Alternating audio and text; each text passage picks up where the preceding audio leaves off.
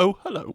So you join us again for a return to our overview of the Magic the Gathering Universes Beyond Warhammer 40,000 themed Magic decks. I reviewed the first one of these a long time ago. That was the Imperium deck. This is going to be rather a long video, but join us for my vague musings, flipping through cards, looking at some amazing art, and I'll probably start rambling about other topics.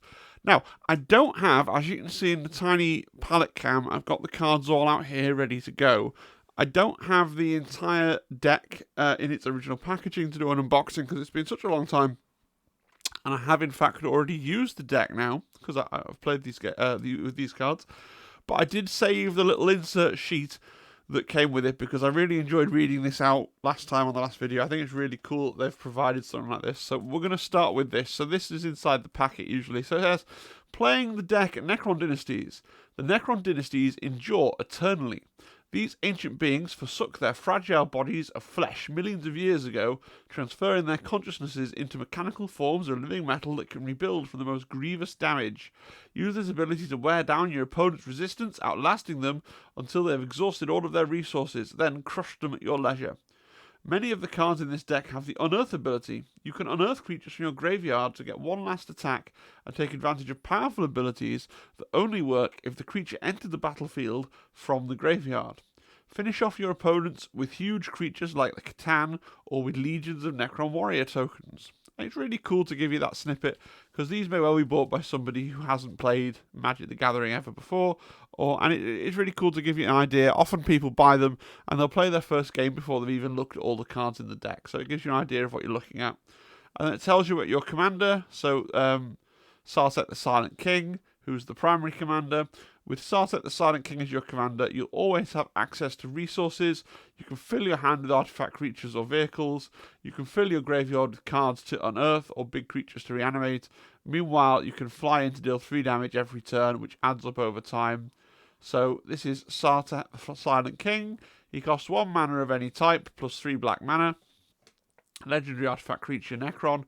Flying, my will be done. Whenever Sartek the Silent King attacks, mill 3 cards. You may put an artifact creature card or vehicle card from among your cards milled this way into your hand.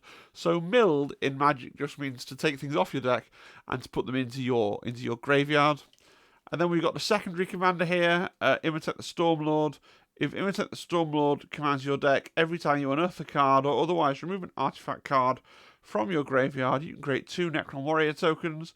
In a few turns, your army will outnumber your opponents. Nearly all of your creatures are artifact creatures, so Imitate can make one more powerful and give it Menace until the end of turn. Menace means that if an opponent wants to block that creature, at least 2 blockers will be required. And then Imitate the Stormlord's card, legendary artifact creature Necron, for 2 colourless and 2 black. Pharaon, whenever 1 or more artifact creature cards leave your graveyard, create 2 black Necron warrior artifact creature tokens. Grant strategist at the beginning of the combat on your turn. Another target artifact creature you control gains +2/+2 and gains menace till end of turn. I really like this about the commander deck. You get your primary commander, and we're going to look at the cards properly in a minute and talk about the art and stuff. But you get your primary commander, and then you get a secondary commander that you can choose to use as your commander, which changes the way the deck plays slightly. For those of you that are unfamiliar with the commander format in Magic the Gathering, essentially you have a certain card which is available to you to play at the start of the game. So he hangs out in a commander zone, and then once you can pay the mana cost, you have to wait to randomly draw that card. He just appears, so you can build your entire strategy around your commander. On the bottom of this sheet here, we've got what I think is really the most interesting to people who are both Magic nerds and 40k nerds. Is I love this bit. So this goes through the Magic colours, and then why are the Necron black aligned? In times long past, the Necrons sacrificed almost everything for the sake of power and ambition. They'll do whatever it takes to achieve their goal, conquering even death itself to return and continue to fight. They believe the galaxy belongs to them and will take it back by any means necessary. And then on the other side here, we've got a little bit of story about Sartek the Silent King, which is pretty cool. Once, the legends suggest, Necrons were a flesh and blood race known as the Necrontyr. It was the Necrontyr's darkest hour during the reign of Sartek, last of the Silent Kings, that the Catan came before the Necrontyr with an offer of aid. The Necrons speak of ancient star gods, beings formed from the fundamental energies of the universe, who offered Sartek and his people all they had ever desired, power and immortality.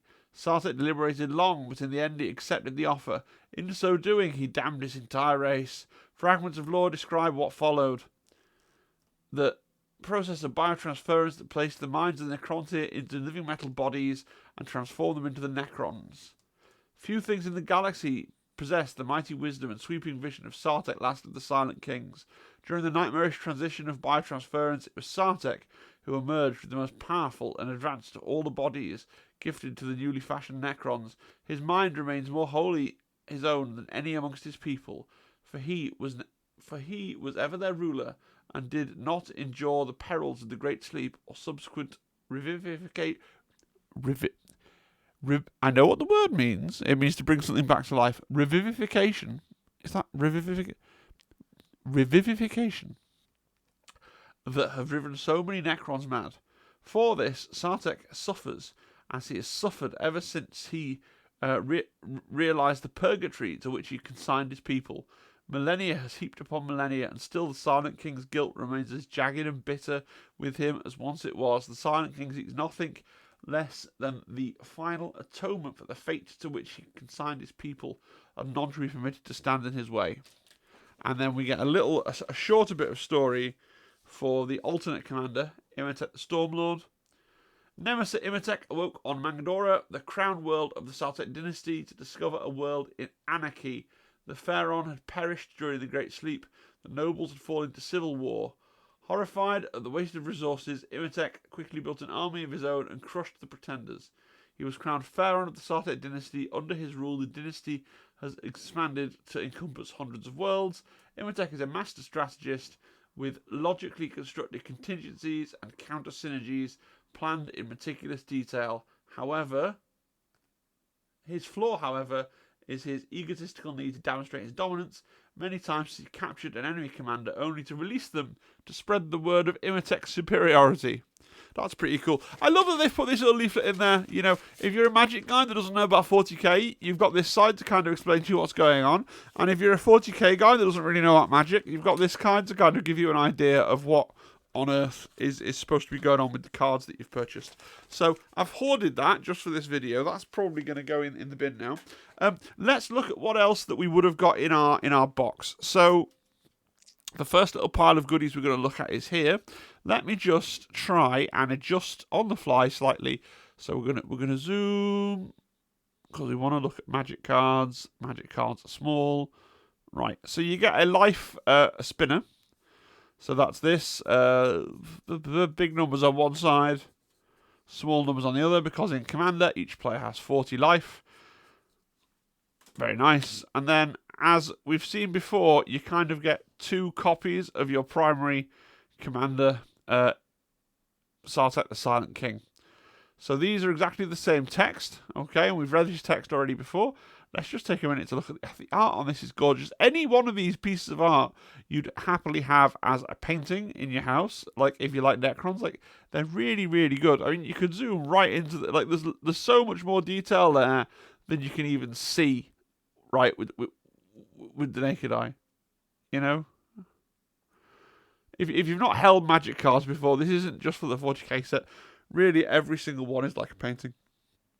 So I've said this before, I've sleeved this, but the special kind of Commander token thing you get is it looks like a Magic card, but really it's hard plastic for some reason. So it's, if you've seen the other video, you know what I'm talking about. Okay, so that's Sartek the Silent King.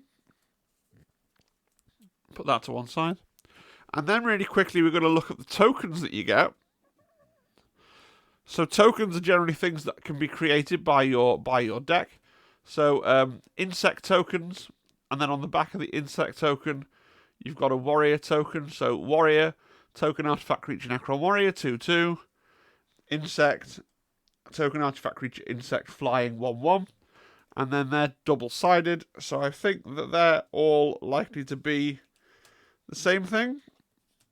All insects on one side. And all, I know I've just dropped one. And all warriors on the other. Wonderful. And I'll get that one that I've dropped at the end. Okay, and then we're almost at the point where we have something interesting to go through. We're just going to quickly look at the lands. So in Magic the Gathering, for those of you that don't know, maybe you're just watching this video because you love Necrons, you generate your resources by drawing lands, and I think it's roughly a third of your decks usually lands, maybe a bit less in this. And a land just generates the mana, we call it. So a swamp is the basic land that generates black mana. In Commander, the basic lands are the only cards that you're allowed to duplicate. So swamps obviously exist in Magic the Gathering, but what's quite nice in this deck is that they have put in some unique art. So you can see the swamp here with the green Gauss laser bolts flying through the swamp. And then we've got this one with the kind of Necron tombs and things in the distance there. That's pretty cool, but it's still obviously a swamp to tie into Magic the Gathering. And then we've got this. I really like this piece of art. It's just really cool. You've got kind of the swampiness down here, and then just the two doom sides flying through the sky there incongruously. And that's it. So all these other cards, you get 3 unique arts. So all these other cards in your deck, because you require them, they're all just swamps. Okay. Now, it should be said that swamp obviously is not Necron themed, but it's got Necron themed art on it. Most of these cards, a lot of these cards are actually brand new cards, just like in the Imperium deck. They're brand new cards for the Universes Beyond Warhammer cards collection. But when you see one with a slightly incongruous sounding name, then that will be a reprint of a classic Magic card with just themed artwork. And so a lot of these that I've just picked up, these are what we call the non-basic lands. So they're also land cards that produce mana, but they're not swamps, basically. And these all have names that lead me to... I'm not a Magic the Gathering expert, but the names of these cards all lead me to believe these are all reprints from things that already existed in the Magic the Gathering kind of history of cards, right? So you've got Myriad Landscape.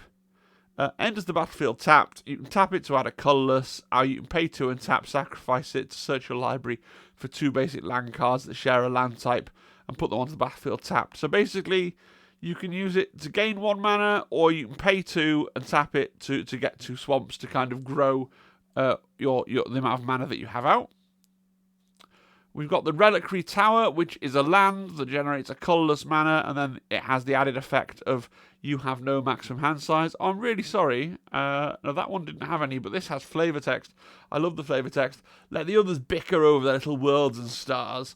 I have an empire of knowledge, and it encompasses all others. That's Trazen the Infinite, who is, by the way, the best Necron. Trazen the Infinite is cool. Like, if I played Necrons, and I'm probably not going to start a Necron army, I mean, maybe when I'm in like 10 years, when I've finished everything else I'm working on, but it will be Trazen the Infinite and whatever guys it is that go around with Trazen the Infinite, because Trazen the Infinite is super cool.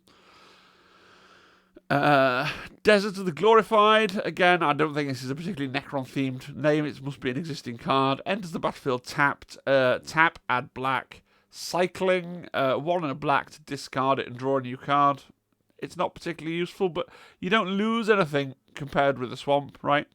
On countless frontier worlds, below silica sand, blasted chalk, or bubbling marsh, slumbering Necrons await. Polluted Mire. Polluted Mire definitely is a classic Magic the Gathering card. Enters the battlefield tap it for a black, and it has cycling again, so it's actually exactly the same as the previous card, is it? No, because the cost for the cycling is slightly different. It's 2 colourless versus 1 and a black. As the continent sank over the course of aeons, the tomb complex slowly flooded. The sleeping Necrons, their stadious crypts corrupted, never awoke. I mean, that's pretty sad, considering this is in a Necron deck, but there you go. Vault of Whispers. It's an artifact land which has synergy with other things, but it behaves otherwise, exactly like a swamp. Heretic cultists come to the planet Sovereign in search of resources and precious artifacts. They found something else. Dun dun dun. Tomb Fortress. I mean, that is gorgeous. If you like Necrons, that's just really cool. I mean, there's nothing... It's just really cool. I wonder if that's a photograph originally of, terrain and stuff. Tomb Fortress enters the battlefield tapped. Tap for black 2 and 3 black, tap, exile 2 Fortress, mill 4 cards, then return a creature card from your graveyard to the battlefield. Activate only as a sorcery. A lot of the cards in here that are pulled from Magic the Gathering will originally have been themed around skeletons, right? Who also do the same kind of coming back from the grave mechanic, because Necrons are basically space skeletons. And then we've got a Baron Moor, which it's not overtly Necron-y, that piece of art, but I still think it's cool with the 2 suns in the sky. That's a sci-fi touch. Enters battlefield, tap for black, cycling again, but cycling's cheap. Millennia of constant warfare have left many planets with very little worth fighting over. Not many of those are very exciting. I'm not a big fan of cycling as a mechanic. It's kind of tedious. But they're what they are, right? Non-basic lands are a weird thing in Magic, and one of the reasons I think that they would have been really reluctant to make sort of 40k themed non-basic lands is because they might accidentally make something that was really sought after by like everybody and their dog. So yeah, for the competitive Commander play. So now we're into the deck proper. Now I've actually played with this deck. It's pretty cool, pretty powerful. I was playing against friend of the channel, Simon. I was playing against my stepson Alexander and Mrs. Ti as well, and I actually vanquished everyone. So that's pretty cool. And we were playing the 4 40k decks. Not that I think the Necron deck is overpowered, but it's pretty good. It's pretty powerful. So Technomancer, 5 and 2 black. Is a nice picture of the Technomancer, looking really like the Crypt deck model. That's the leader of the that comes with the Heretic kill team. I really want that Heretic kill team to get its individual release, because my stepson's just garnered an interest in Necrons, and he really wants this Technomancer model. And if that kill team is going to get an individual release, it's probably potentially going to be a good a good value way of getting this miniature. Artifact creature, Necron Wizard. Well, Necron Wizard is a bit weird, but I bet they've put it that way so that if you are... Because remember, in the rules of Magic, you can mix this into all kinds of other decks, do what you like with it. So that's to give it synergy with cards that care about wizards. When Technomancer enters the battlefield, mill 3 cards, then return any number of artifact creature cards with a total mana value of 6 or less from your graveyard into the battlefield. Witchcraft or technology, it is blasphemous and it must be stopped. Inquisitor Greyfax. That's pretty cool. That's really cool. And it's, rules-wise, it's just not getting more guys in play from your graveyard, but it's cool to see the Technomancer there. The Canopet Wraith with a couple of... hapless Cadians, although one does have a plasma gun. If he just spins around at the right moment, he's in with a chance. Really nice piece of art. Artifact creature Wraith. So interestingly, this isn't black in colour, the Canopec things. This is a pure artifact because it's purely colourless. That will have relevance for some of the stuff later on. Wraith form, so it can't be blocked. Transdimensional Scout. When Canopet Wraith deals combat damage to a player, you may pay 3 and sacrifice it. If you do, search your library for 2 basic land cards with the same name as a land you control, and put them into your battlefield tapped and then shuffle. So you can use it to attack, to do 2 damage, and then you can sort of pay 3 to get 2 extra lands out, which is pretty nice, considering that you would have to have the 3 because you paid 3 to play it originally. That's pretty cool. Although I don't really think of Wraiths as scouting units. Am I wrong? I thought Wraiths, one of the things, like along with most of the Canopec stuff, guards the tomb complex, doesn't it? I don't know. I'm not really up on my Necron lore. They keep subtly changing the Necron lore. Lich Guard, that's cool. Pretty standard picture of a Lich Guard there, to be fair, but is that new art? Not all the art is new. That could be existing art, I'm not sure. 2 and a black. Guardian Protocols.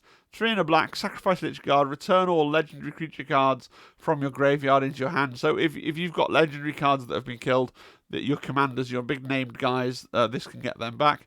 Only the Deathless can truly comprehend the burden of unfailing loyalty. Vanguard Oberon of the Saltec dynasty. But that's cool. Ghost Ark, sort of nice, one of the... It's not really a classic Necron vehicle. I suppose it is a classic right now. Another artifact. Okay, 4 flying repair barge. Whenever Ghost Ark becomes crewed, each artifact creature card in your graveyard gains Unearth 3 until the end of turn. Crew 2. Tap any number of Tap any number of creatures you control with total power 2 or more. This vehicle becomes an artifact creature at the end of turn. So we talked about this crewing mechanic when we went through the Imperium deck. I don't know whether this is a brand new mechanic just for these Warhammer cards, but certainly all the cards in this deck that are vehicles tend to be able to be crewed. One of my favourite moments in the previous video was talking about the preposterous kind of people you could have crewing your Warhound Titan. That was really cool. But yeah, here's your Ghost Ark. So Ghost Arks, as we know, their thing in 40k is that they can resurrect Necrons, so that's why if you crew it, you can unearth 3, which means you can bring things out of your graveyard, and it has 3/3, which is pretty cool. Living Death, if I was to guess, I would guess this was a Magic reprint, because the name, remember, is not very 40k on this one, but the art certainly is. You've got all these Necrons clambering about the place, that's really cool. 3 and 2 black sorcery. Each player exiles all creature cards from their graveyard, sacrifices all creatures they control, and then puts all the cards they exiled this way back onto the battlefield. That could be devastating if played at the right time in this deck. My God, because you've got so many cards potentially in your graveyard. Really cool. Resurrection Orb, which I'd guess is a new card, right? Because it's a well-known thing in 40k for only 2 mana. Artifact equipment. Equipped creature has lifelink. When it dies, return the card to the battlefield under its owner's control at the beginning of the next end step. Costs 4 to equip. So lifelink just means as you deal damage, your controlling player gains that much health. Pretty cool. Doesn't actually do anything to resurrect the... Oh no, it does also, yes, sorry. When the equipped creature dies, return that card to the battlefield under its owner's control. So it also lets you not die. Pretty good for only 2 mana, I would have thought. And not that I'm a magic expert, but pretty good. Necron Overlord. Artifact creature, Necron Noble. 2 and 2 black. Relentless March. Pay X, which means that you can pay any amount of mana that you would like. And then tap X, so the same amount, just like Algebra. Tap X, untap creatures you control. Target opponent loses X life. This galaxy once knelt before us, and it will do so again. So this is actually the way I mean, most of these decks will have multiple win conditions. This is actually the way I ultimately won when I was playing Commander, because I had loads of Necron artifact creature tokens, just like loads of them, and I had quite a lot of mana, so I was just able to use this card to do like 12, 13, 14 damage every single turn, and that was my win condition. So he's a really cool card in that regard. Soul Ring. Now I know this is one of those cards that seems really simple. I happen to know this is a card that Magic the Gathering players are quite excited for it to have got a reprint, I think. Okay, we've got some nice Necron-y art there. Obviously, this is not a Necron-y name, right? You'd expect this to be do with Imperium and Terror and the Sol System and everything else. Nothing to do with that, though. Just got a nice piece of Necron art. Pay 1, tap to add 2 colourless. Anything to do with mana, right, is highly... Like, you can see how this would be a really nice card in basically any deck in the entire of Magic the Gathering, because it's all colourless mana. Once the Catan sought to rule us, now it is they who serve us, their shards powering our great machines. Sartek the Silent King. So a cool card, and apparently a reasonably a valuable one. And here's another one in the same vein, right? That's happened to come up right behind it. So again, Gilded Lotus. If you know anything about Magic the Gathering at all, you'll know that they're all about various kinds of Lotus this and Lotus that. Gilded Lotus again costs 5. It's got that. They've managed. This is quite cool because it still looks like a Lotus, but they managed to make it look like some kind of Necron artifact. It's a real 40k Magic the Gathering like lore hybrid one. This, and it's just pay 5 tap to add 3 mana of any one color. The ancient Necron races achieved the pinnacle of elegance through their relentless pursuit of unity. Tech Priest Darwin executed for heresy. That's pretty cool. Unstable Obelisk. Sounds like another one that's a reprint. I know it's got a Necron Obelisk on that is clearly unstable, but I bet you Unstable Obelisk is an existing Magic card. Pay 3, tap add colourless, 7, tap sacrifice Unstable Obelisk, destroy target permanent. It's a lifeless ruin of some long-lost race. What is there to fear? Commissar Gadholm, probably shortly before his head came off from his neck, right? But that's pretty cool. Hedron Archive, 4. Tap for 2 colourless, 2 and a tap. Sacrifice Hedron Archive, draw 2 cards. The vaults of the Necron Dynasties contain all manner of esoteric artifacts, most forged long before the younger races even existed. I'm not even sure. Is this a 40k? I'm not up on my Necron fluff. Is this a 40? It could be. Necrons do love their kind of Tesseract-looking things. Or is this a Magic the Gathering thing that's been given a Necron kind of overview? Not sure on that one. Answers in the comments. Here we are back on familiar territory for 40k players with a classic Necron Warriors unit. The Canoptek Spider. Show my age there, calling them Necron Warriors. Necron. They're just the Necrons, aren't they? Canoptek Spider, 5 colourless artifact creature spider, flying, fabricates a claw away. Whenever another non-token artifact creature or vehicle enters the battlefield in your control, draw a card. Really powerful, 4/4 damage, very good. Mask of Memory, probably a classic Magic thing. 2 colourless equipment. Whenever equipped creature deals combat damage to a player, you may draw 2 cards. If you do discard a card, equip 1, attach it, because equipment you have to play it and then pay to equip it onto the creature. The Scorpek Destroyer, he's pretty cool. What's he chopping up? Looks like, is it some orcs down there that he's chopping up? That's really cool. 2 and 2 black. Artifact creature Necron, Death Touch, Hyperphase Threshers. Whenever an artifact enters the battlefield under your control, Scorpek Destroy against first strike and end of turn. He really wants that first strike because he's 4/2. Nothing can override the hardwired desire to kill that empowers these rage-driven Necrons. Amazing.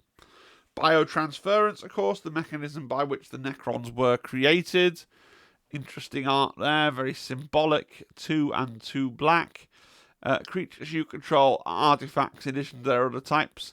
The same is true for creature spells that you control and creature cards you own that aren't on the battlefield.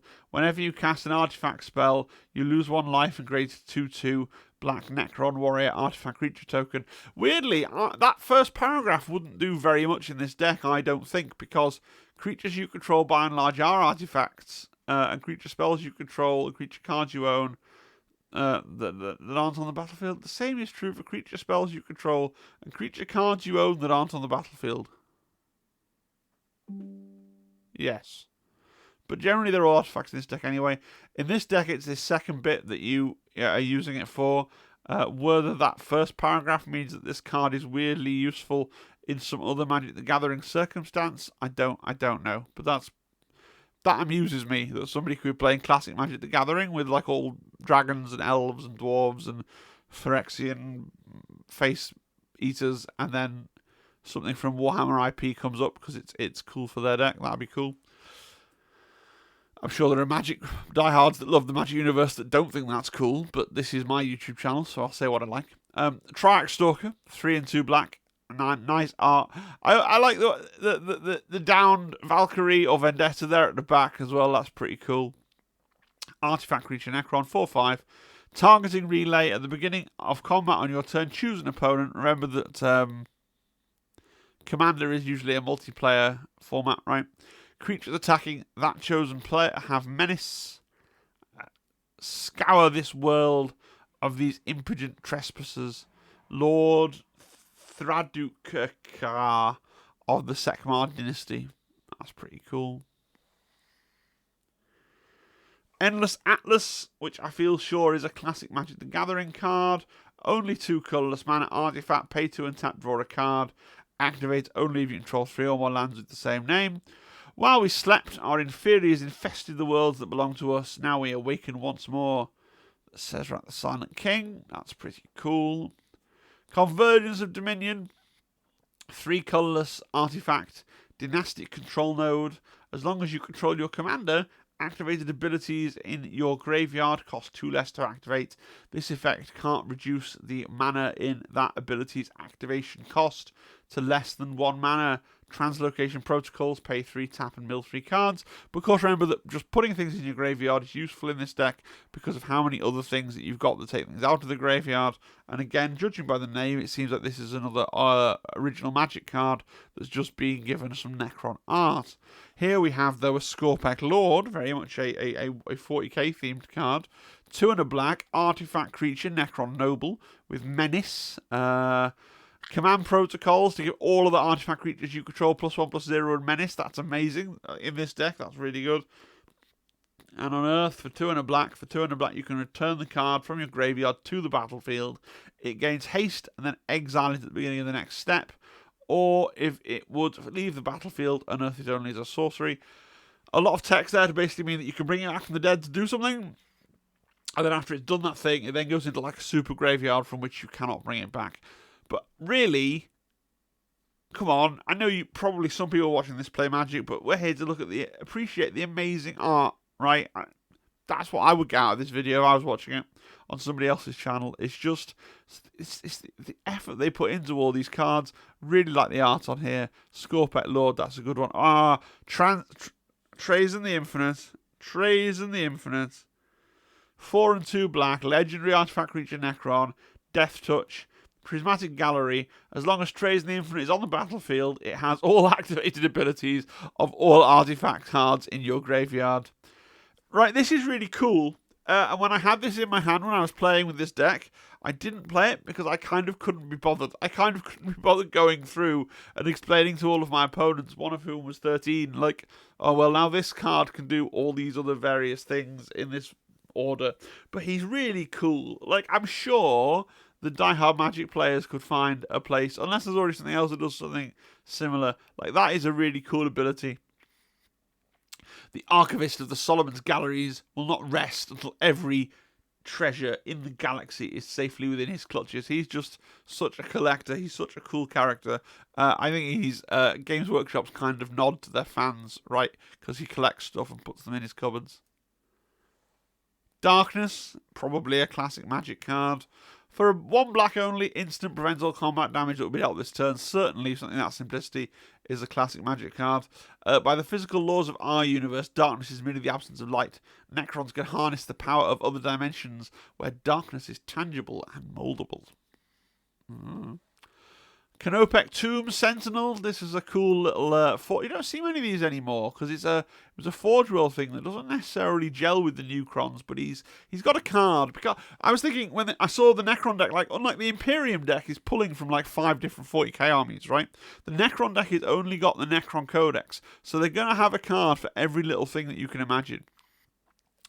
Canopec Tomb Sentinel, who is blowing apart a Space Marine here. You love to see it. 4 to play, artifact creature insect, vigilance, exile cannon. When Canopec Tomb Sentinel enters the battlefield from a graveyard, exile up to 1 non-land permanent, 1 target non-land permanent, so you just go, no, that's dead.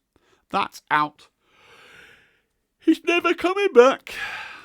Unearth 7, pay 7 to return this card from your graveyard into the battlefield. It gains haste, exile it at the beginning of the next blah blah blah. Don't need to read the unearth parentheses every single time, Phil, okay? Again, I keep saying over and over, the main thing I'm here for is the art. If you're listening to this as a podcast, you're missing out on looking at the art. That's all I'm going to say. Tombblade. 4 and 2, black artifact creature Necron. Flying, whenever Tombblade deals combat damage to a player, that player loses life equal to the number of creatures they control, unless they sacrifice a creature. On Earth, 5/4.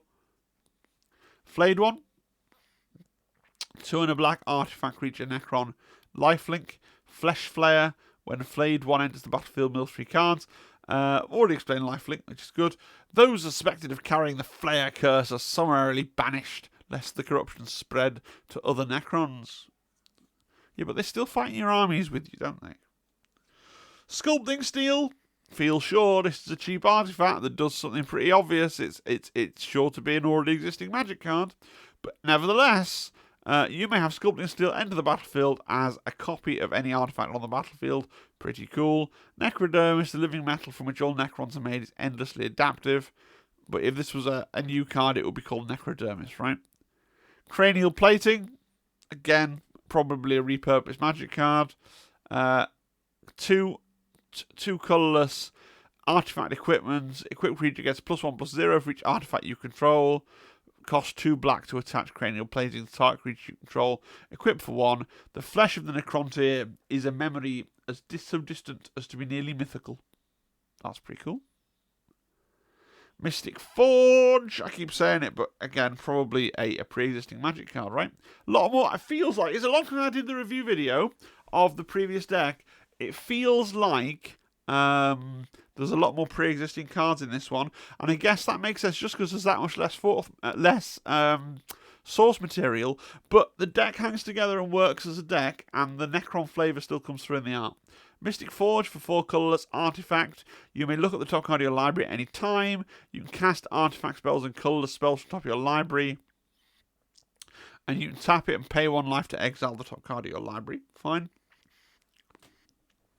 Sortek Immortal.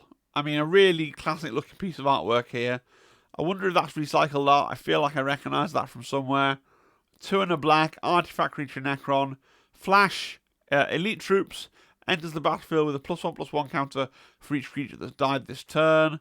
Nothing clears a battlefield like a Death Strike missile. Wait, is something moving out there, Commander? No, is something moving out there? Commander Xander Altan, Talan 115th Armoured Regiment.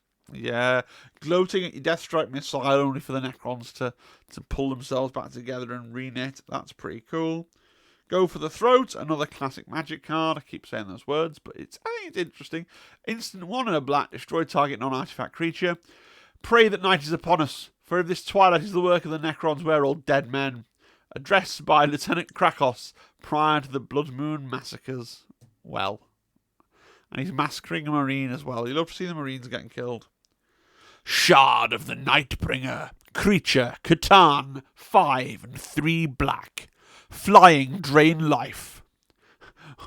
When Shard of the Nightbringer enters the battlefield, if you cast it, target opponent loses half their health. Rounded up, you gain life equal to the life lost in this way. Amazing. Azragrud, the Nightbringer, the embodiment of death, a killer of stars and of worlds. Illumina Seraz, 8/8. The Nightbringer is why all the other races in 40k fear death. Literally the Grim Reaper. Amazing. Half your health. Gives it to the player that controls him. Amazing. I mean, it costs so much mana, so, you know, if they've let you get 8 mana, then you deserve some kind of win condition. That's just how magic works. Scepter of Eternal Glory, which I am aware is a pre-existing magic card, and I think this is one of the more valuable cards in this deck, I believe. Costs 4, as in money to buy this single. Costs 4, fellow with a scepter. Legendary artifact, tap to have mana of any colour, tap to add 3 mana of any one colour, activates only control 3 or more lands with the same name. It burns with the very fire that dooms Sortek species and channels it to dominate his foes. Whenever there's a magic card that's very valuable, it's almost always to do with generating mana. Just as a rule, that's something I've noticed. Shard of the Void Dragon. 4 and 3 black. Creature Catan. Spear of the Void Dragon. Whenever Shard of the Void Dragon attacks, each opponent sacrifices a non-land permanent. Master Absorption. Whenever an artifact is put into a graveyard from the battlefield, or is put into exile from the battlefield, put 2+1/+1 counters on Shard of the Void Dragon. He's a 7/7. I mean, I prefer the Nightbringer. I really want there to be a deck somewhere that can do something with the fact that these have a unique creature type Catan, and because there are things in Magic that let you name a card type and then like play them cheaply or buff them or something like that, or even search them out from your deck. So it would be funny to be able to search out the Catan from a deck somehow. That'd be fun. Illuminator Saraz, 2 and a black, legendary artifact creature. Cheap for a legendary fella. Secrets of the Soul, tap, sack another creature, add an amount of mana, black mana equal to the sacrifice creature's mana value, and he's a 3/3. He's not very exciting, he's just legendary, I think, for lore reasons, because it is Illuminator Saraz. Immortality is not quite the same as Invulnerability, but it is close enough. Defile, almost certainly a pre-existing magic card. 1 mana, instant, target creature gets -1/-1 till end of turn for each swamp you control. Agresto, bring up the rear. Agresto. Sergeant Dremel last words. That's cool. Being eaten by a flayed one there. Poor Mr. Guardsman. Their name is Death. 3 and 3 black. Destroy all non-artifact creatures. Because most of your creatures are artifact. That's pretty cool. Almost certainly a repurposed magic card. But when we take a minute to appreciate the artwork on here, where it's, I'm pretty sure this would never happen on the tabletop. It's the 3 Catan shards that we know about. So it's the Nightbringer, the Void Dragon in the back here, and the Deceiver here, just going, yeah, you're all dead. When the Silent King saw what had been done, he knew at last the true nature of the Catan and the doom they had wrought in his name. Book of Mournful Night. Commander's Sphere. Probably a pre-existing Magic card. Pay 3, artifact, tap. Add 1 mana of any colour to your commander's colour identity. Sacrifice Commander's Sphere, draw a card. Honestly, not sure what the point of this card is in this deck. Other than the fact that Necron commanders always have spheres, and so somebody just thought, oh, Commander's Sphere, let's put that in. Within it rests the power of a sun and none of the warmth. That's a cool little line, though, but not really sure the point of this in this deck, to be fair. Wayfarer's Bauble. For 1, artifact. 2, tap, sacrifice Wayfarer's Bauble. Search your library for a basic land card and put that card onto the battlefield tapped. Then shuffle. I'm going to go for Anrakir. Anrakir, the Traveller, awoke from his slumber with a singular goal: to rebuild a united Necron galaxy. Mindstone. I think it's another classic card. Costs 2. Tap to add 1. 1 and tap, sacrifice, draw a card. During biotransference, the Necrontyr lost almost all individuality. What little remained was imprisoned within a living metal form. Just your standard Cryptek. 3 and a black. Artifact creature, Necron Wizard. 1 and a black. Tap. Choose another target artifact creature you control. When that creature dies this turn, return it to the battlefield tapped under your control. Pretty cool. Need to think ahead a little bit, but pretty cool. There are those who draw false comparisons between the Tech Magi of the Adeptus Mechanicus and the Xenotechnologists of the Necron race. There can be no mercy for such heretics. Mutilate. 2 and 2 black. Sorcery. All creatures get -1/-1 to end of turn for each swamp you control. You mortals turn to dust in the blink of an eye. I only expedite your fate. That's pretty cool. Good for... It will happen to your creatures as well, but it's good if you don't have very much and your opponents are growing up too much and you can kind of go, nah. Especially if you can get the Eon of Swamps to do enough damage to kill them. That's pretty cool. Necron Monolith. Cost 7. Artifact vehicle. Flying. Indestructible. So indestructible isn't defined on this card. Does it literally mean that it can't be destroyed?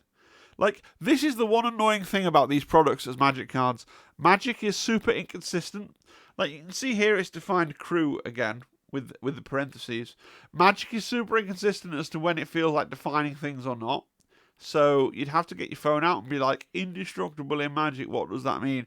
I imagine it means it can't be destroyed, but who actually knows? Eternity Gate. Whenever Necron Monolith attacks, mill 3 cards. For each creature card milled in this way, create a 2/2 Black Necron Warrior Artifact Creature token. That's pretty cool. And it is itself a 7/7. And it can be crewed. Which is what turns it... In fact, it has to be crewed to make it into an artifact creature that's able to fight. Yeah, good. Canopec Scarab Swarm. Costs 4. Love the art of the scarabs eating the Cadian. Brilliant. Flying, feeder mandibles. When Canopec Scarab Swarm enters the battlefield, exile target player's graveyard. For each artifact or land exiled this way, place a 1/1 colourless insect artifact creature token with flying. So this is our insect artifact creature tokens that we saw before. 1/1. And potentially by exiling their graveyard, if they're also doing graveyard shenanigans, it lets you screw with them. 3 and 2 blacks, sorcery, put target artifact or creature card from a graveyard onto the battlefield under your control. Notice, from a graveyard onto the battlefield under your control means that if you just killed your opponent's really good and really annoying creature, you can just have it back on your team, and then you shuffle Beacon of Unrest into its owner's library, so it doesn't even get taken out. It can come round again. That's pretty cool. Rise and serve me once more, Trazen the Infinite. Very certain that's a pre-existing Magic card, Beacon of Unrest. There you go. Same for Thought Vessel. Sounds like a pre-existing Magic card. Pay 2, no maximum hand size. Normally you can only have 7 cards in hand, so you've got to discard them. And you can tap it for a colourless. Before the Great Sleep, the Necrons knew every corner of the galaxy as only the ultimate conquerors could. And I like the little art there with the Necron looking into the gem. That's very cool as well. Death Marks, 3 and 2 black, artifact creature Necron. Flash, Synaptic Disintegrator. When Necron Deathmark enters the battlefield, destroy up to 1 target creature, and the target player mills 3 cards. 5 attack, 3 toughness. Again, I love the art. That's really cool. Oh, Ankyr the Traveller, legendary artifact creature Necron, 4 and a black. Lord of the Firan Legions. Whenever Ankyr the Traveller attacks, you may cast an artifact spell from your hand or graveyard, paying life equal to its mana value rather than paying its mana cost. Though it may take an eternity, I will see the Myriad Dynasties united once more. 4/4. Very cool art. Not a big fan of Ankyr the Traveller. Think he's boring. Don't know how to say his name properly, but it's still cool art. The Mighty Croissant, the Night Scythe itself, right? Costs 3. Flying, invasion beams. When a Night Scythe enters the battlefield, create a 2/2 black Necron warrior artifact creature token, and it has crew 2. It needs to be crewed in order to work. Psychomancer, with his weird screaming digital skull, which is amazing, and I should paint my kill team Psychomancer. 1 and a black, artifact creature, Necron Wizard, flying, Harbinger of Despair. Whenever Psychomancer or another non-token artifact you control is put into a graveyard from the battlefield, or is put into exile from the battlefield, target opponent loses 1 life and you gain 1 life. That's pretty cool. Oh, and here comes the Chronomancer, so we're getting all the Mancers now, also 1 and a black. Also a Necron Wizard. Flying. Atomic Transmission for 1 tap. Sacrifice another artifact, draw a card, and unearth. 1/1. So all he really does is he has pay 1 tap, sacrifice another artifact, draw a card. I mean, that seems crap. Unless I'm missing something. That seems really, really like a bad card. A Saga. A Saga. I don't know if I understand Saga cards.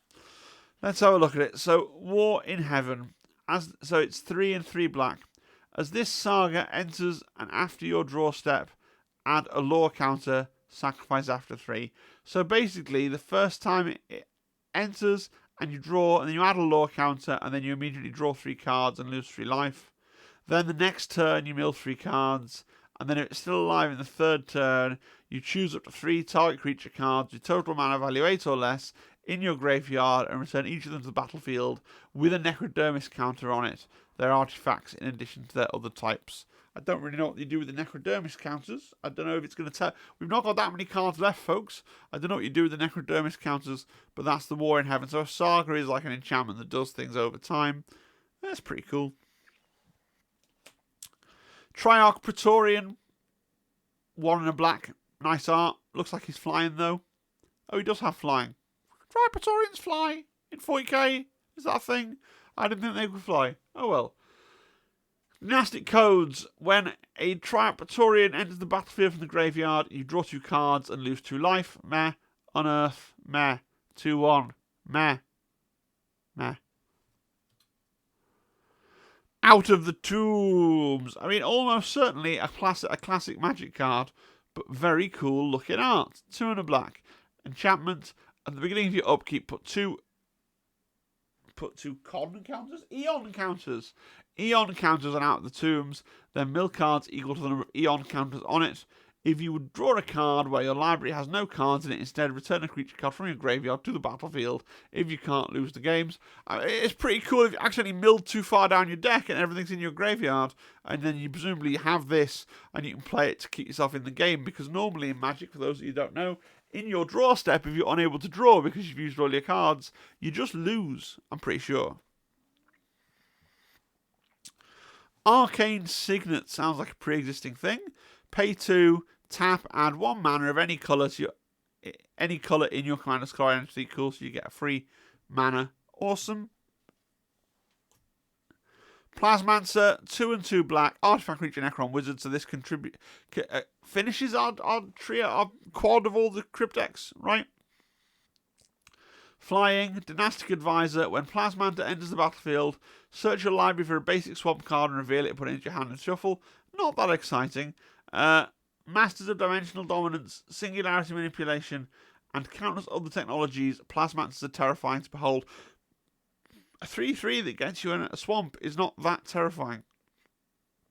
Useful, but not what I'd call terrifying, lads. You know? Dread Return. Fairly sure this already exists, and on the original one, it's skeletons doing something, sure. 2 and 2 black sorcery. Return that creature card from your graveyard to the battlefield. Flashback. Sacrifice 3 creatures. So, if you sacrifice 3 creatures, you can cast this from the graveyard, but you better make sure you have a creature in your graveyard that's more useful to you than the 3 that you've just sacrificed. Bolter's Flamer's Plasma. We hit the Xenos with everything, and it just kept coming. Captain Uriel Ventress. Crypto Thrall. Costs 4. Artifact creature construct. Protector. Other artifact creatures you control have hexproof. I wish I knew what that did. If I was in game, I'd have to Google it. Bound to a cryptech, the Crypto Thrall exists for one reason: to defend its master to the death. 3/3. Hexproof. It's probably some kind of protection from some kind of spell. The Royal Warden. 3 and 2 black, artifact creature Necron. Flanax Commander. When the Royal Warden enters the battlefield, create 2 tapped 2/2 Necron Warrior artifact creature tokens. And then unearth 3/2. That's pretty good. Love them tokens. Locust Heavy Destroyers. 4 and 3 black, artifact creature Necron. Flying. Emetic Exterminator. When Locust Heavy Destroyer enters the battlefield, each player sacrifices a creature, and then it has an unearth cost. This is pretty cool as well. I kept using this in the game that we played. You know, because they'd kill it off and I'd bring it back, and they'd kill it off and I'd bring it back. Not obviously all the time with its unearth, because that exiles it with other things that the deck has to bring things out of the graveyard. And I would continually, both Helen and Alex at various points managed to have, like, I've got one really good creature and nothing else, and I'd be like, cool, I'll bring back Locust Heavy Destroyer and make you sacrifice it. Imatech the Stormlord. I think this is our reserve commander officially, although there's been loads of legendary creatures. If you wanted to lose, you could make the Plasmancer your commander, it's fine. 2 and 2 black, legendary artifact creature Necron. Pharaon. Whenever one or more artifact cards in your graveyard Whenever one or more artifact cards leave your graveyard, create 2/2 black Necron artifact creature tokens. That's pretty good. Grand Strategist at the beginning of combat on your turn. Another target artifact creature you control gets +2/+2 against menace to the end of turn. Very good. Their number is Legion. X and 4 black to create X tapped 2/2 black Necron warrior creature tokens, and then you gain life equal to the number of artifacts you control. Exile the number is Legion. You may cast the number of Legion from your graveyard. This is really interesting because this is the other part of how I won my game last time. I had a really good mana base, so I had like 12-13 mana. I used this to create a whole bunch of artifacts, and then I used the thing I explained earlier where you tap the artifacts and spend mana to do direct damage. Very cool. Very cool. Hexmark Destroyer. Weird art there. That's not how I kind of picture Hexmark Destroyers, but it's still pretty cool. 4 and 2 black. I can't explain why I don't picture them like that, but it just looks weird to me. I don't know. Something. Multi-threat Eliminator. Hexmark Destroyer can't be blocked except by 6 or more creatures. I mean, it is a 6/6. And then it can be unearthed.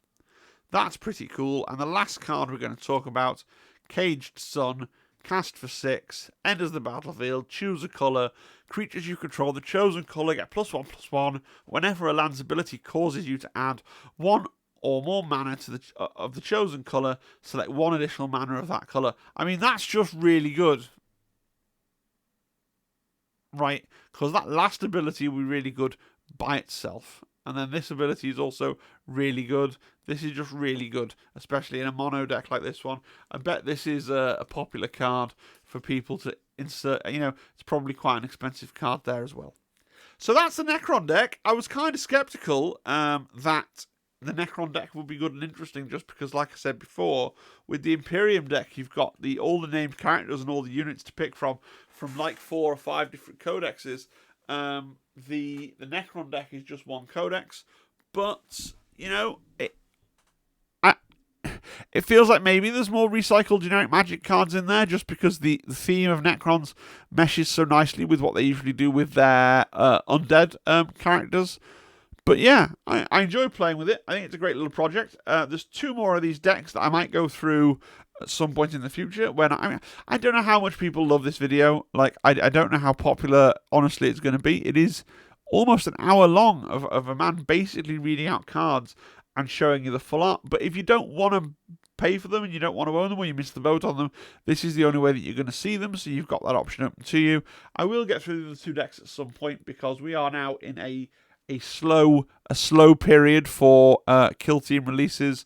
You know, they gave us the previous box right at the start of a quarter. I reckon we're going to get this next box right at the end of this quarter. Although I do think we're going to get previews at the end of this month at LVO, because that's the same sort of LVO last year was when they previewed the 3rd box of Season 1. So we'll see. I hope you enjoyed the video. Please do, if you enjoyed it and would like to see the other 2, please do leave me a comment, because I kind of feel it's just a man reads cards for an hour. How interesting can that be? But please do let me know if you'd like to see the next video. Give the video a like, subscribe to the channel if you haven't already, and if you've sat through all that, you must like the sound of my voice enough to warrant a subscription to the channel, and do consider channel membership as well. That really helps me out as well. Alright, thanks everybody. I hope you have a great evening. Cheery, bye.